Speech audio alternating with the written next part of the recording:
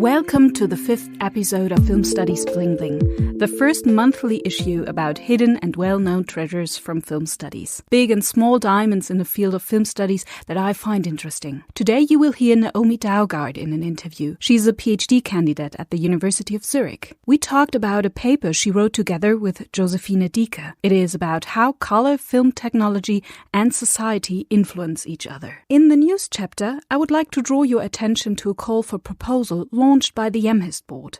An interesting opportunity for you to get funding for a local scientific event. In my diary, I give insight into my first experiences with my citizen science project that has started last month.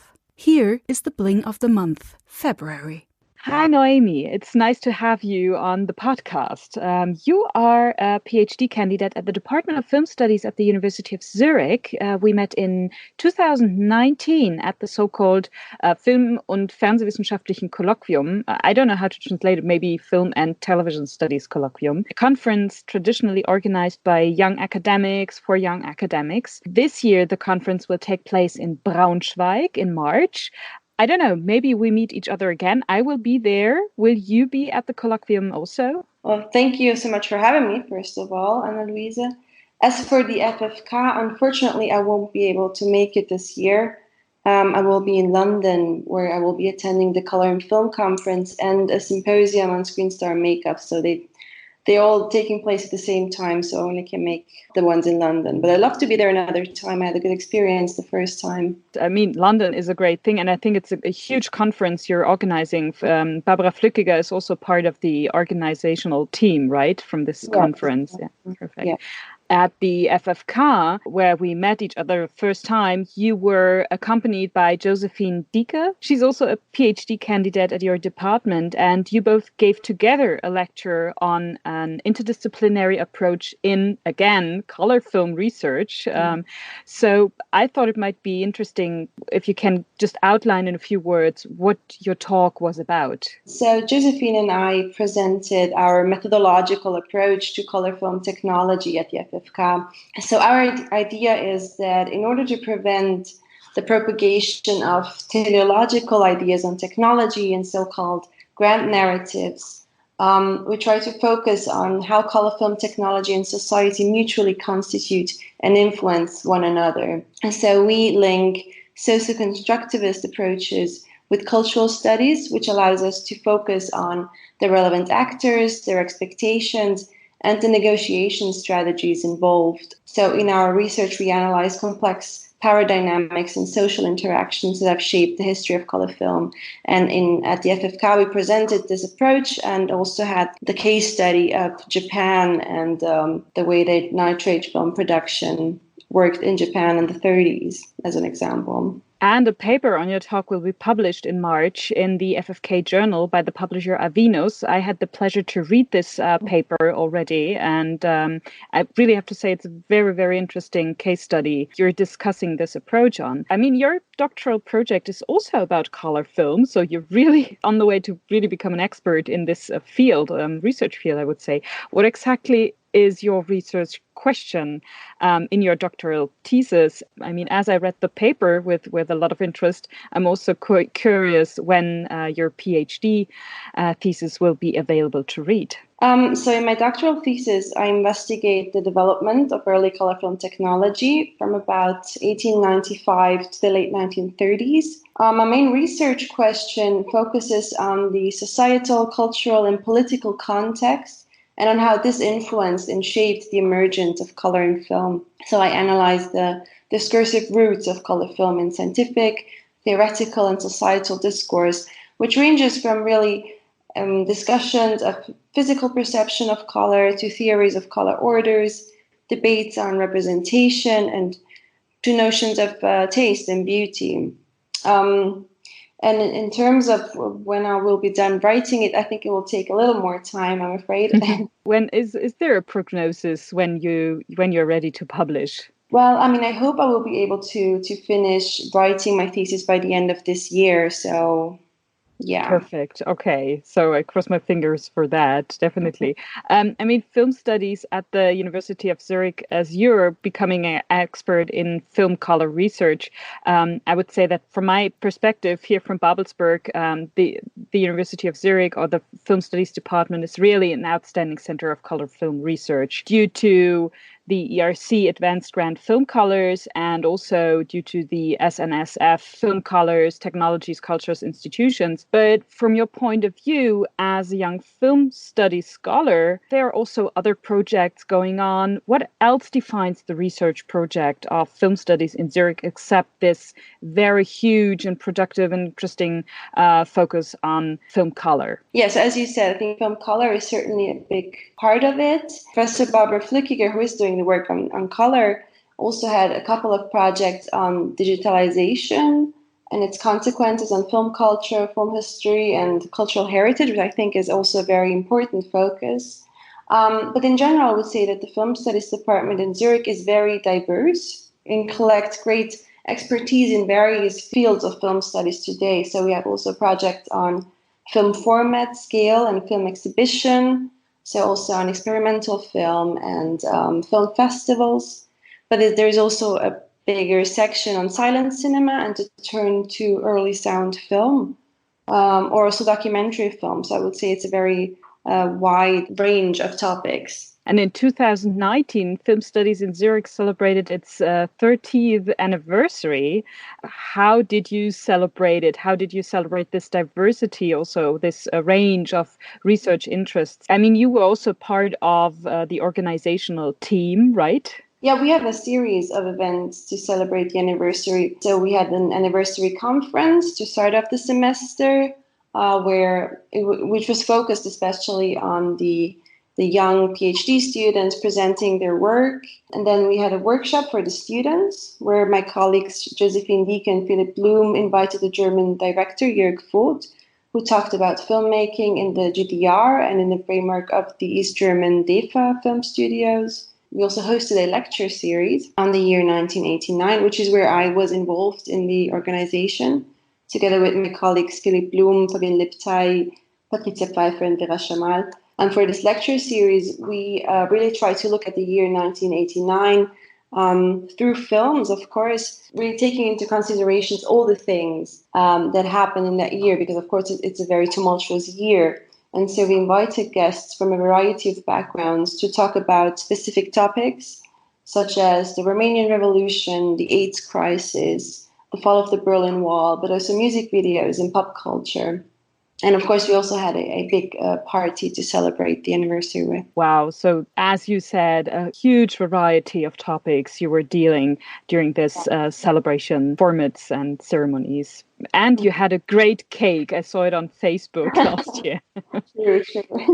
You mentioned already that in this year, 2020, the writing or finalizing of your doctoral thesis will be of importance for you, but maybe there are also other, conferences or things that are important. What kind of plans do you have as a doctoral student this year? Well, apart from, writing my thesis and the conference and the symposium in London, I will also be probably attending the next conference in Palermo, which is in June. Additionally, together with my colleague Brecht Lamiris, I'm editing a special issue of the German magazine Montage AV, which is also very exciting. But apart from that, I think the main focus will be my thesis. So I really hope to have another chat with you in this podcast, for instance, in Palermo, because I really hope to be there too. And maybe we can then have a chat about the publishing you're doing on Montage AV, because it's an amazing magazine. So maybe this might be a good topic for the next chat. Yes, of course. It'd be nice. Thank you very much, Noemi, and good luck to all the things you plan and to you. Thank you very much. This is the news chapter. On February the 1st, the IAMHIST board launched a call for proposals for the IAMHIST challenge. I had the pleasure to speak to the coordinator of the challenge, Melanie Bell. She's Associate Professor of Film and Media at the School of Media and Communication at the University of Leeds. Hi, Melanie. Before we talk about the challenge, give us an idea what is behind the abbreviation IAMHIST and what does the IAMHIST stand for? IAMHIST stands for the International Association for Media and History, and we are an organisation of scholars, academics, filmmakers, archivists, broadcasters who are committed to really kind of historical inquiry into a range of different media, so film, radio, television, and other kind of related media. So that's who IAMHIST is. And let's talk about the call for proposals for the so-called IAMHIST Challenge. One can win financial support to organize a local scientific event. This can be a one-day symposium, a masterclass, a workshop, or other comparable activity. To whom exactly is the challenge scheme open? The challenge scheme is really open to kind of young, junior scholars. So that includes students who are studying for masters, PhD students, and any colleagues who would identify as early career. So anybody who's within roughly kind of 5 years or so of a PhD award. So it's really a scheme for young academics, young researchers, young practitioners, because of course IAMHIST also reaches out to practitioners in the community.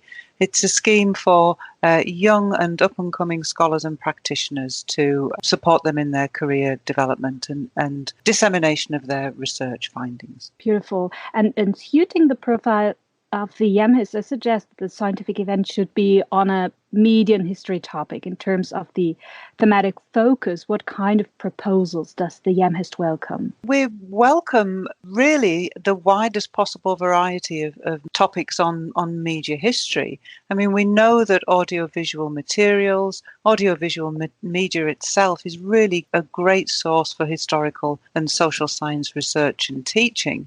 So any proposals that really kind of speak to that mission statement, I guess, of IAMHIST. And it might also be proposals that address kind of questions around the preservation of audio-visual materials and proposals that really help improve access to the archival materials that we have. So we're kind of very broad in our interpretation of what proposals are suitable for the challenge scheme. And is the application only possible within IAMHIST membership? Yes, you do have to be a member of IAMHIST, but that's the beautiful thing about the challenge is that you will be, if you're not already part of the community, you'll become part of a really vibrant community of media scholars and activists and historians. So yes, you do have to be a member of IAMHIST, but there's lots of benefits that come from being a member. And it is possible to become a member. If somebody is not a member now, they could join the IAMHIST Society and then take part in the challenge. That would be. Okay, so you don't have to be a IAMHIST member for many years. It's totally fine to just become now a member and then apply or take part in the challenge, right? Absolutely, yes. So you don't have to have been a member for many years. You could have joined recently, or you could join for the purposes of accessing the challenge funds. That would be absolutely fine. We would hope that you would become a long-standing member of the community, but you can join to take part in the challenge, yes. Actually, I'm a IAMHIST member, and I became a IAMHIST member because of the challenge, and I stayed in the IAMHIST community because it was such a beautiful experience and still is. So brilliant. Yeah, good. You're a role model. Yeah, exactly. I hope so. Yeah. What are the aims of the challenge of this scheme? What are the overall aims you try to follow with this challenge? Yeah, we really want to, because this is aimed at MA, PhD students and young scholars. We're really interested in two things, really. One is to for it to be a kind of showcase for new and innovative research, innovative kind of practice, innovative methodologies, and also through that, the second aim really is to kind of support researchers as they kind of develop their professional networks, further develop their research-related and other transferable skills as well. So it functions as a space for showcasing the brilliance of young scholars and young filmmakers, and also to help them develop even further as well. So that's its aims, yeah. For how much money can I apply, and until when should the event take place? Yeah, so the pot of money which people can apply for, goes up to $1,500, and the event should take place sometime before March the 30th, 2021. So there's about a 12-13-month window in which we would want awardees to deliver the event. And who decides on the awarding and how many events can be supported? 1 or 2 or maybe more? The awarding of the prizes is decided by a small committee made up of people from the IAMHIST Executive Council. You can go on the IAMHIST website and see who the council members are, and there'll be 3 of us who will sit down and award the prizes. And the executive will make 2 awards in this round, so there will be support for 2 events in the 2020-21 window. And if one of the listeners now think, okay, I want to apply, I have a good idea for a workshop or a one-day symposium, where can they find more information on the, say, formal criteria, for instance, the length of the proposal or additional documents that need to be submitted? Is there, for instance, an application form to be used to apply? Yes, there is. So if anybody's interested, the first port of call would be to go to the IAMHIST website. And you'll find on the IAMHIST website, there's a little button or a tab that says IAMHIST Challenge, and you can click on the tab, and in there you'll find the full details for the challenge scheme. It tells you how to apply, what the eligibility criteria is, etc. And you can also download the application form from that website. So go to the IAMHIST website and click on the challenge button, and all the details you'll find there. And then there is another important information we need from you. By when should the application be submitted? And do I send it to the IAMHIST or do I send it to you? Where does the proposal has to be sent? Yeah. So it has to go to myself. So my email address is m.j.bell, B-E-L-L, @leeds.ac.uk. That address is in the application form, so participants will be able to find it easily. And applications have to be sent back to me by March the 30th, 2020. So that's the deadline. We've got about 6 weeks before the scheme closes. Okay, perfect. And how long do I have to wait then when I applied with a proposal? When does the participants be informed whether their proposal has been selected? Yeah, so it'll take us about a month to read things, and we will let participants know by the end of April 2020. So by April the 30th, you'll have a decision from the committee. Thank you very much, Melanie, for all the information. I really hope that we find a lot of beautiful and interesting proposals and young scholars taking part in this challenge. Yes, absolutely. So please do get in touch.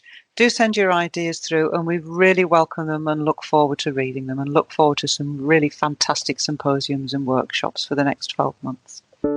Here comes my diary entry.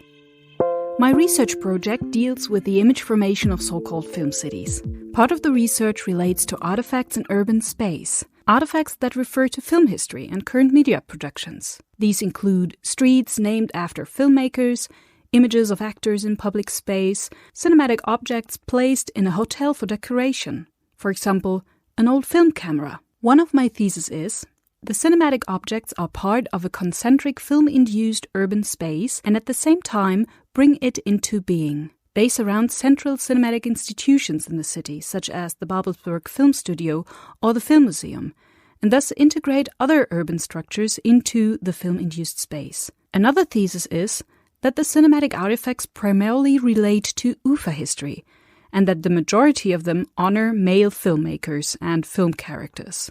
I thought that this part of the project would be suitable for a citizen science project. The citizens of Potsdam are the experts of their city. They know best the places in the city where film history is referred to. So I invited the citizens to report their cinematic finds to me between January the 25th and February 23rd. The data will be used to create a street map that will make the cinematic face of the city of Potsdam visible. We will use this map to take a walk with the citizens through the city's cinematic network. Furthermore, the hypotheses that have been established will be tested together with the citizens in a public workshop.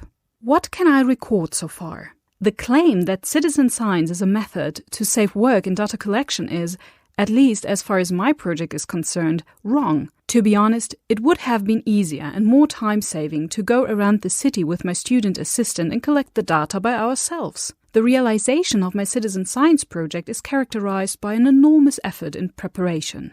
It had to be clarified which citizens I wanted to address, through which channels I could reach the citizens, how I could communicate with them, and exactly how the citizens could participate. A project page had to be created. A suitable app had to be found and set up for the project. Numerous questions of data protection and data management had to be clarified. The task set for the citizens had to be scaled so that it could be fulfilled by them and easily communicated. I had to find a strong local media partner in order to make sure that the project was communicated properly through the media. Above that, materials such as press releases and flyers had to be created. And I have produced videos to explain how to participate. Why this effort was still worthwhile, I will tell you in the next episode. Thank you for listening to Film Studies Bling Bling. In the next issue, we hear an interview with Stefanie Eckert, the new head of management of the DEFA Foundation. Furthermore, we hear Kerstin Fröber in the news section on a recently published study dealing with the question of how far the movie theatre context enhances the valuation and aesthetic experience of watching films. If you would like to learn more about the interview partners or to find links to the topics we talked about, please visit my project page, filmische-stadt.projekte-filmuni.de. And please contact me via email if you have hidden or well-known treasures from film studies I should mention in this podcast. My email address is a.kiss@filmuniversität.de.